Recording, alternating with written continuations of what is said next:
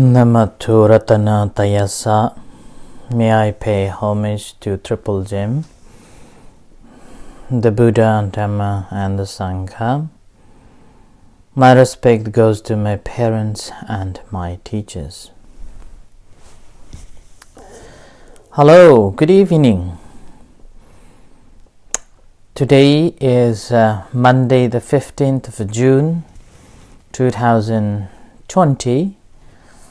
This is Achan Sujan from Varapunya Meditation Center, and as usual tonight I'm here online giving talks and reflections in different topics.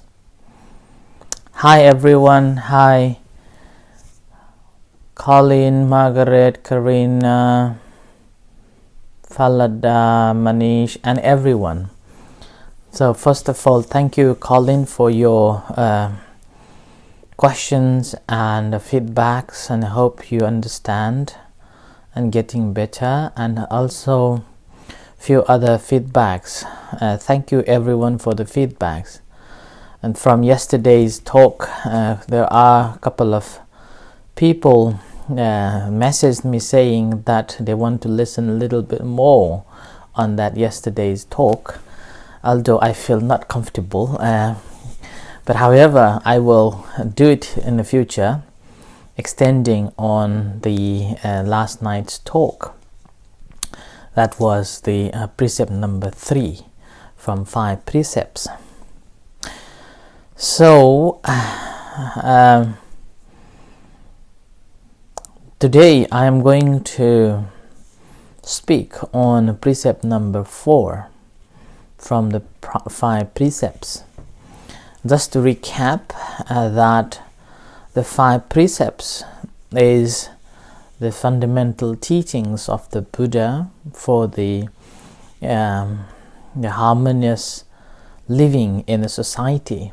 And Buddha also said that whenever people observe these 5 precepts, basically they will generate more kindness, being more sharing nature, being more respectful to one another, and will be speaking more truths and avoid speaking any false speeches, and will try their best to be living a mindful life.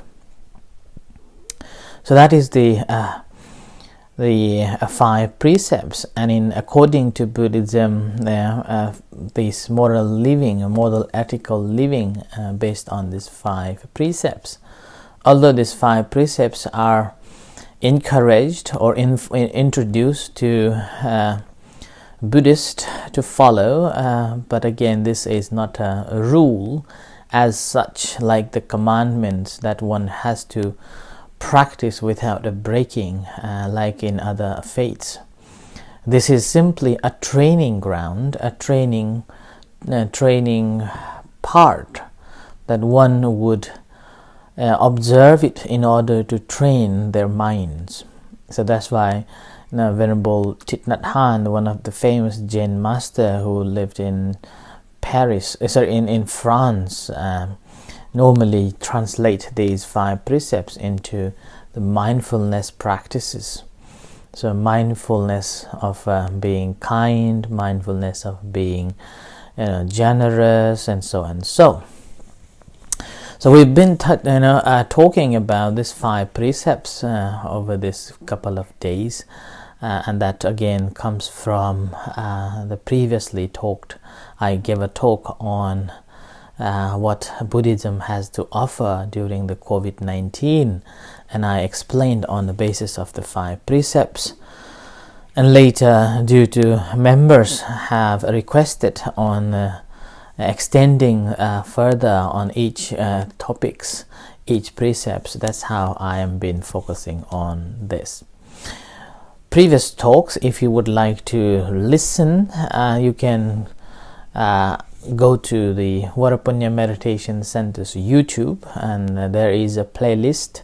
I have separated all those talks into like a guided meditation onto the talks, and also I have separated the VMC talk on 5 precepts purely. So you can go and listen to previous talks. So today I'm going to talk on the precept number 4, which is the Musavada Veramani Sikkhapadang Samadhiyami. And this means I observe the precept of training, abstaining from telling lies or false speech. So remember, I observe the training rules. Yeah. So you simply training. Yeah? But if you can train, and if you observe it, then definitely it will be more benefit. But yet, because this is one of the very, very tough and hard precept to follow. Yeah? It's easy to follow, not to kill or harm any beings.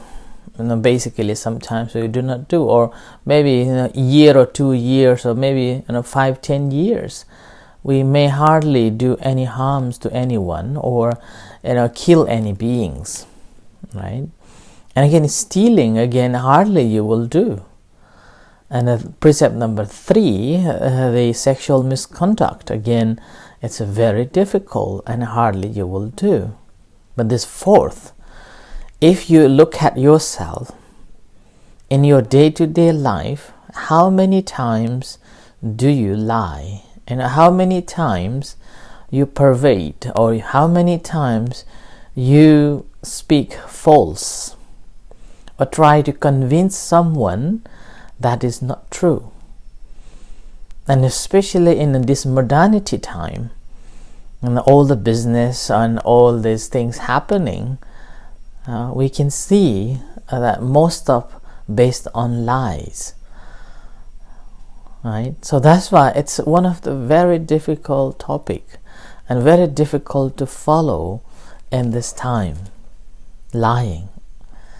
I remember when I went to the schools to give talks to the children, and normally I focus on the 5 precepts, and whenever it comes to the number 4, not lying or false speech, I normally tell them that now look at me and tell me that have you lied your parents? And there will be none who never. So this lying, this Musavada is one of the very, very tough precept to practice.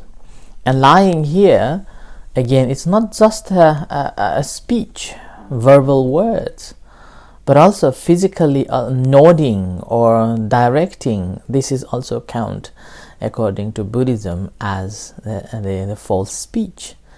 Suppose you're directing without saying anything to someone the wrong direction, then that also defines. There is a story that when one hunter was hunting a deer, and a monk was meditating, and having seen that deer was hunted by a hunter and run. And when this hunter came to ask him, "Did you see the deer?" And he thought, if I say I have seen, and if he pointed, the deer will be dying, hunter will kill that deer. And if I say I don't, then what happens is he's lying. So in that case, what the monk did was simply meditated without saying anything like that. Okay, so there's a physically pointing to in the wrong direction. I have experienced it as well, a couple of times, when you are driving to somewhere, or when you are looking for something, and sometimes they didn't want you to be there, and they will just misled you, pointing into the wrong direction like that. So that's also count as Musavada. Okay, and in terms of this lying, okay, basically Musa means untrue stories, or the not the real fact, but you have intention to speak. So this vada means the speech or the talk, right? And here the Musavada is again not just a lying, it's not just a false speech, but it's also comes under so many other categories, like what about the malicious words, malicious speeches or harsh speech, and again useless talks or frivolous talks.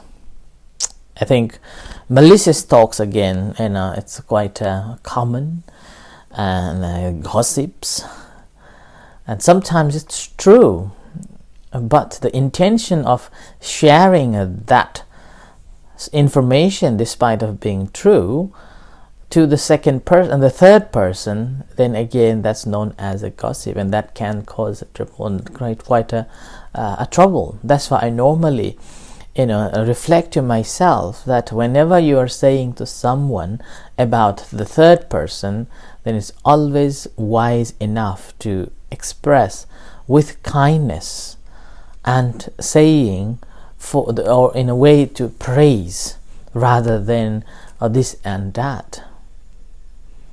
Okay, so that is here count as well. And harsh speech, again, it's been very famous and it's become a very common nowadays, using the harsh word, and as a result it's like becoming everyone using these very strong harsh words, offending, and sometimes it's not pleasant to hear. And useless talks, and which is very common, talking about airy-fairy about different things. So Buddha's instructions here simply that avoid from these things. Number one, avoid telling the false things or telling the lies. Number two, do not gossip or do not speak any malicious words, malicious speeches that will create the conflict, and that may create distrust, and harsh words that make somebody feel uncomfortable, and the useless speeches again is like waste of time. Okay, so that's why we have to avoid this, and that's known as the precept number 4. And always again the violation. In terms of the violation, it's always need to check properly. But I will go to speak on the categories of that. The first one is Musa, means telling the lies, and another one is Anuloma Musa, which means it's like someone is bullying. Bullying here, not true, but you're telling that as the truth, with the intention to bully someone, or with the intention to cause harm someone. And I think this has been a very, very big issue in the schools, whether it's in a primary school or whether it is in the secondary school. And not only that, we can see this in workplaces, and we can see it in a common places as well, particularly those who are adults working in offices. I have heard so many stories that people will be bullying in different ways, whether it's a physical or whether it is documents, or whether it is it's not speaking in different forms. So that's simply the intention of one person to bully is to let them feel down, and simply misleading them to feel uncomfortable. And also they will play words in different forms simply to let you down, and this is also known as the consequences of violating this precept number 4. And the number 3 is called a patishawa. A patishawa is, again, it's personal, and it's about like someone would make a promise that, okay, this day, that day, I will do it for you. But when the day comes, normally they will not do it for you, or they will not deliver as they promised. So like basically breaking the promises, which we can see in mostly the builders, or the roofers or builders. Normally they will do not deliver their promise as they promised. So they're breaking the promises, and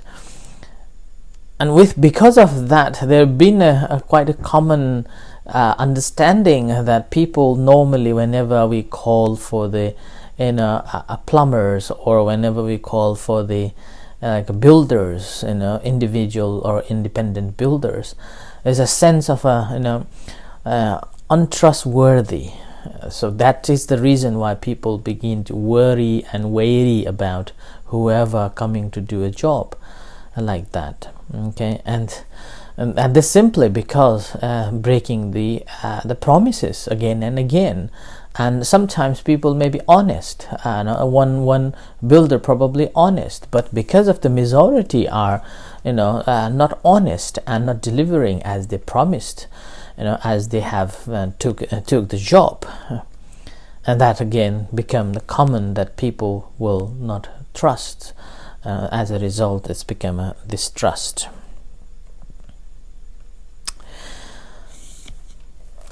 In relation to this, Buddha gave a discourse to or advice to the Rahula, his son. One day he was visiting, and Rahula was cleaning his feet, Buddha's feet, and which is the tradition whenever the senior monks comes to the temple or in their houses. Normally Buddhists or the junior monks will wash their feet. And this has happened that when the Buddha was coming to visit, and the Rahula simply as a son and also junior monk, he took a bowl of water and went to wash his feet. And the Buddha said that, did you see that leftover water? Yeah. And leftover water is nobody wants it. Same to a person who is lying, nobody wants to associate with. In that sutta, I like to read out. This is quite an interesting simile that the Buddha gave. That the Buddha is simply saying that if one person is lying, and there is nothing that he cannot do. He will do anything. And further, he said that, what do you think, Rahula, what is a mirror for? So basically the mirror. And Rahula said that this is for the reflection, Venerable Sir. And in the same way, Rahula, bodily action, verbal action, and mental action are to be done with repeated reflection. Whatever you want to do, a bodily action, you should reflect on it. This bodily action I want to do, would it lead to the self-affliction? So basically, Buddha is saying that as we look at the mirror, to look at our face, and then we will remove any darts when we look at the face in a window. And if that dart is in the window, in the mirror, then we will clean the mirror. And if that's in our face, then we will clean our face. So does as well that the practice of speaking truth is basically removing these dirts and being truthful. Once we have been truthful, then everybody will respect and become respectful. And they will honestly, they will trust you. And it's also Buddha said that the ways to find out that someone is telling the lies, again, it's based on the object, intention, and action and results. So object that wishing to mislead someone, okay, and then the intention that you have an intention to mislead that person. And with that intention, and you have said, and they have believed in what you have said, and that's how that means the violation of this fourth precepts. Okay, and this number 1 says attavatu, means the stories that you are going to say is not true. That's not factual. And then number 2, you have intention to speak it, simply to mislead a person. And number 3, you have tried, you are trying to convince that person that what you are saying is true. And at the end, the person believes in what you are saying. And that's how you will be violating the fourth precepts. And now, in order to be truthful, Buddha was simply saying that rather than speaking, it's better to say nothing if that's really desperate. So and then sometimes you do have to say, then always remember, think, is it timely? Is it timely to say? And then think that whether the subject or whether the story that I'm going to tell is true or not. Or are you saying it humbly? Or are you saying it for the benefit of the person? And are you saying with kindness? So loving kindness. So simply the intention is behind the speaking should be for the benefit and happiness and the truth, and also it should be speaking on time as well.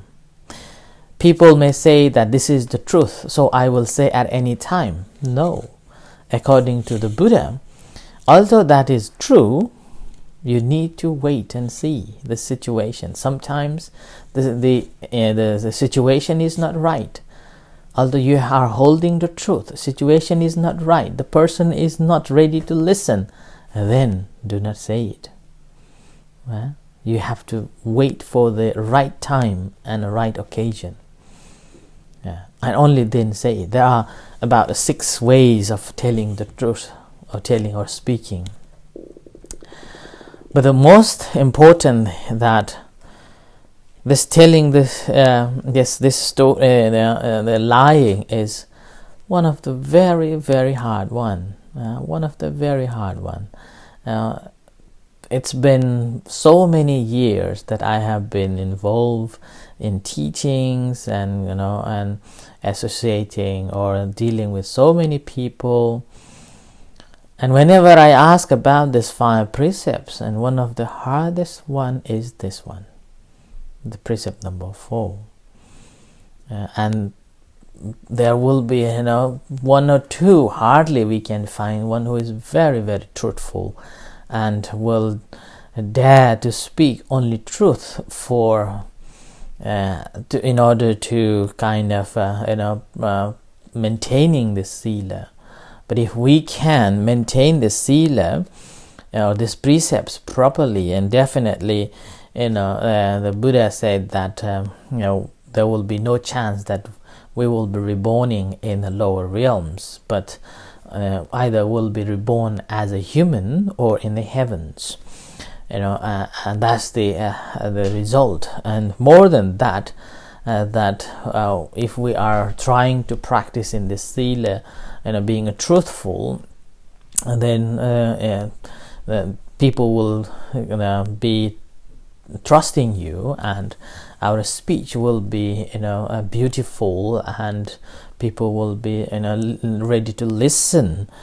And another one is that we may see the teeth will not be this, the teeth will be uneven. And we can see nowadays, with the dentist, we can make our teeth in line and beautiful. But from the scripture, what we can find that those who have got this tooth and all the teeth are not in line or not beautiful, there's the result of lying. So I'm not judging that those who have these are not speaking truth, but this is what the scripture says. So if you have, do not be offended by saying it, okay?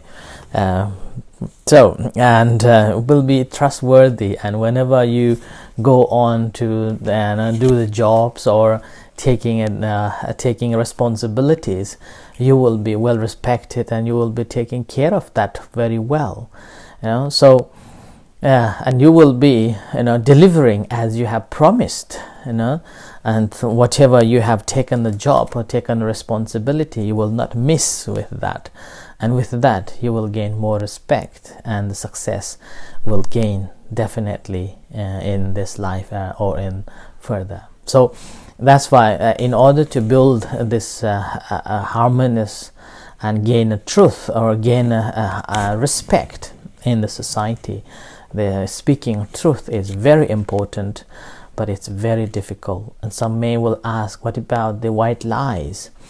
Okay, and here Buddha also gave in terms of the white lies as well, that the consequences of the lies are there, but the degree of the consequences will be less, because the intention is to save someone, or intention is to help someone from falling into the danger or darkness.